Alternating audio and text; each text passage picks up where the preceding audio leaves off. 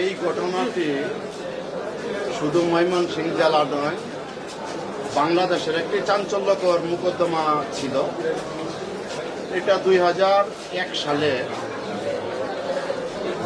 একটি ছেলে ইঞ্জিনিয়ারিং কলেজে পড়তো, ময়মনসিংহ রুমডু ইনস্টিটিউটে পড়তো।